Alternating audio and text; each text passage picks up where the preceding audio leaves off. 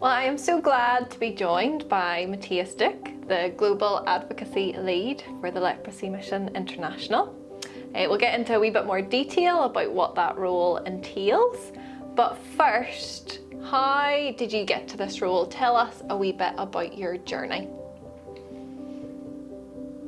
I think that my journey started with God, and I think God gave me, well, at that point I didn't know that, but I always had a soft spot for people who are on the margins, and later I found out that God also has a soft spot for people who are marginalized, excluded, people who are being rejected by society.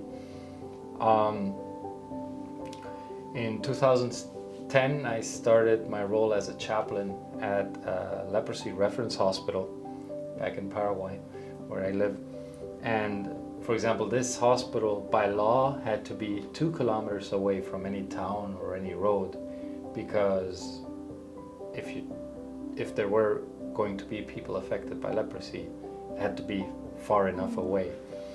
And there I really saw how people experience the stigma and discrimination. I talked to people who had been abandoned by their spouses. People told me how they had lost their jobs or their sources of income, how their children were not able to go to school because they had leprosy, or they had leprosy. And yeah, so for example, someone told me my neighbors, they go all the way around the block just so they don't have to pass in front of my house. And these were people who had already been cured. They were no longer infectious. So that showed me how strong this stigma still was in society and how much people affected were suffering. About 10 months into the job, I started feeling some tingling in my hand, and I knew that could be a symptom of leprosy, and that tingling didn't go away for about 2 or 3 weeks. And when I was finally diagnosed, when I went to get to the appointment, and I was diagnosed, well, I thought, because I knew everything about leprosy, and I thought, well, this is a disease like any other disease. But it did hit me like a ton of bricks, and I wasn't able to talk freely about it as I thought I should be. I remember there was a woman at the desk at the hospital, and for insurance reasons she asked me how to bill the appointment, and I knew that leprosy appointments were free, but I wasn't able to tell her, so I told her just to ask the doctor about that. Can you tell us a wee bit more about what your role entails?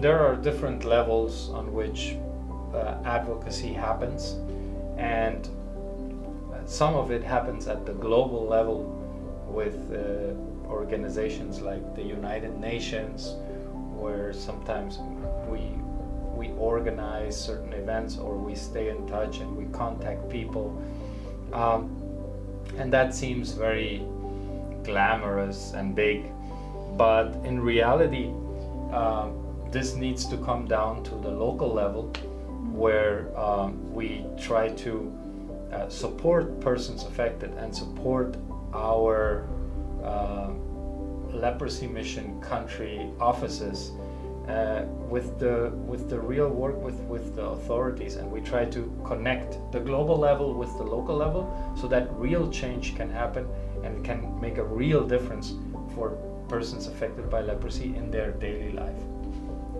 Yeah, and I think that's amazing, and I know as our supporters are probably listening to this, they might be thinking, well, how can I make an impact into that? I'm not in a country that has leprosy affected people.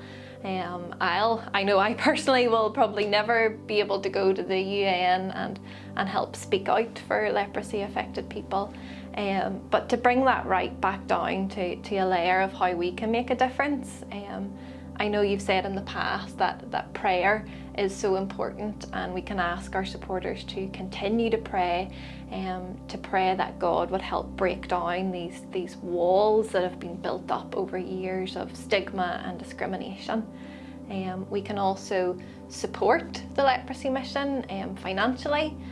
Something as little as £6 a month over the course of a year could train a community health worker, which would help cater for those physical needs, but actually start to break down stigma and discrimination on a community level, that people affected can be more included and integrated into their community. So thank you so much just for sharing a bit about your journey and being so open and honest about that. And thank you just for bringing this area of advocacy back into our attention and right up to the forefront.